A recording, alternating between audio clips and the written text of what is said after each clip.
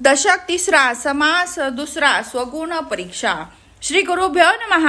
संसार हेच दुःखाचे मूळ आहे. तेथे दुःख रूपी अग्नीने अंग होरपळत आहे.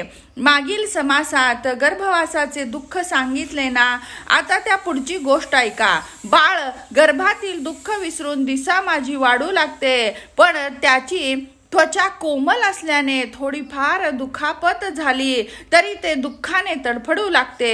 एवढेचे बाळ काय करू शकणार? सुख दुःख सांगायला त्याला वाचाच नसते. शरीराला दुखापत होवो किंवा भूक लागो, बाळ जोरात रडू लागते. ते का रडते ते कोणालाही कळत नाही. आई वर डोलावते, फिरवते, पण आतील व्यथा तिला कशी समजू शकणार? बाळ पोट दुखीने किंवा अन्य कोणत्या तरी व्यथेने आणखीन रडून लोळू लागते. अशा तऱ्हेने आजाराने ते खंगत जाते. आपल्या शरीराचे रक्षण कसे करावे ही गोष्ट त्याला माहीत नसल्याने पडणे, भाजणे आदी अपघाताने ते व्यंग होते. आपल्या पुण्याच्या जोरावर काही अपाय झाला नाही तर हळूहळू बाळ मातेला ओळखू लागते. मग काय विचारता? आई एक क्षणभर जरी दिसली नाही तर झालं, अत्यंत दुःखाने ते रडू लागते. त्यावेळी जीवाला फक्त आईच जवळची वाटते. तिची आठवण झाली की क्षणभरही तिचा वियोग त्याला सहन होत नाही.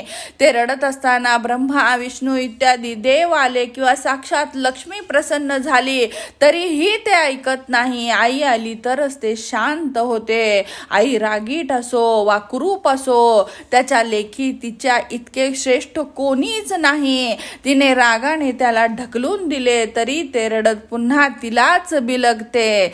आई जवळ असेल तर सुख, थोडीफार लांब गेली तर दुःख, अशी बाळाची अवस्था होते. समजा अकस्मात तिला मृत्यू आला तर त्याच्या दुःस्थितीचे वर्णन तर करायलाच नको. ते पोर आपल्या आईचा शोध घेत सर्व स्त्रियांना निरखून पाहू लागतं.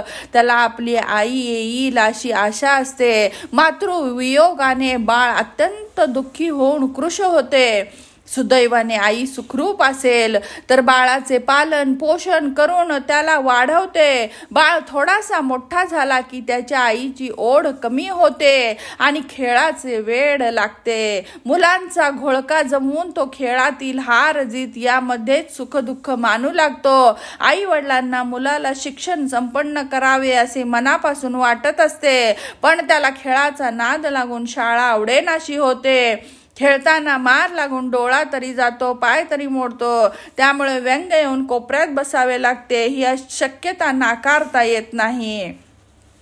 लहान वयातील व्याधी तरी काय कमी आहेत? कधी देवी येतात तर कधी कांजण्या येतात, ताप येतो तर कधी पोटदुखी तर पाटच सोडत नाही, किंवा बाळ खंगत चालले की त्याला भूतबाधा झाली की म्हसोबाने ग्रासले की वेताळाने झपाटले असे वाटून काहीही समजेनासे होते. तेव्हा सर्वजण आपापल्या समजुतीप्रमाणे बोलू लागतात. एक म्हणतो बिरोबा त्रास देतो, तर एक म्हणतो खंडोबा त्रास देतो, तर एक म्हणतो ते काही नाही, हा ब्रह्मसंबंध आहे. तो म्हणतो नाही हो, कुणीतरी चेटूक केले आहे, तर दुसरा म्हणतो सटवाईचा नवस फेडला नाही म्हणून असे झाले आहे. सारांश, प्राणी असा त्रिविध तापाने होरपळून जातो. प्रारब्धवश सर्व गंडांतर टळून तो मुलगा मोठा होतो. त्याला मारून मुटकून विद्या शिकवली. मुलगा वडिलांचे नाव उज्ज्वल करण्या इतपत शहाणा होतो. आई वडील मोठ्या वैभवाने त्याचा विवाह करतात. आता मात्र त्याची सारी ओढ सासूरवाडीकडेच लागते. त्याचे खरे प्रेम पत्नी आणि तिच्या माहेरवरच. आई वडील बसले कोपऱ्यात. मुलाने उपेक्षा केल्यामुळे तळमळत बसणे इतकेच त्यांच्या हाती राहते. पत्नी घरात आल्यानंतर तिच्यावरील अतिमोहापोटी आई वडील, भाऊ बहीण अप्रिय वाटू लागतात. तो बाहेर कामानिमित्त गेला तरी त्याचे सारे लक्ष घरातच गुंतलेले असते. शेवटी पत्नीची बाजू घेऊन आई वडिलाबरोबर भांडून वेगळी चूल मांडतो. स्त्रीसाठी तो कामिक लाज लज्जा सोडतो.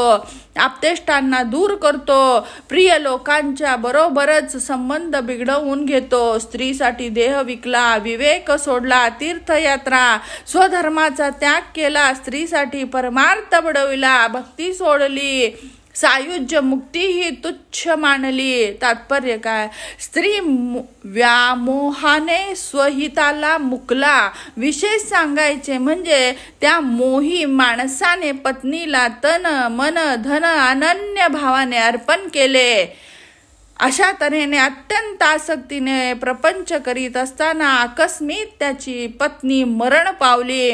तेव्हा काय प्रसंग गुजरला हो. अत्यंत शोकाकुल होऊन तो माझा संसार बुडाला, मोठा घात झाला असे रोदन करू लागतो व जनलज्जा न बाळगता बायकोचे गुणगान करू लागतो. मोठ्याने आक्रंदन करीत मला आता संसारच नको असे म्हणत देशांतराला जातो. किंवा जोगी संन्यासी होतो. समजा हे काहीच जमले नाही तर पुन्हा लग्न करतो. द्वितीय संबंधाचा उल्हास पुढील समासात सांगत आहोत.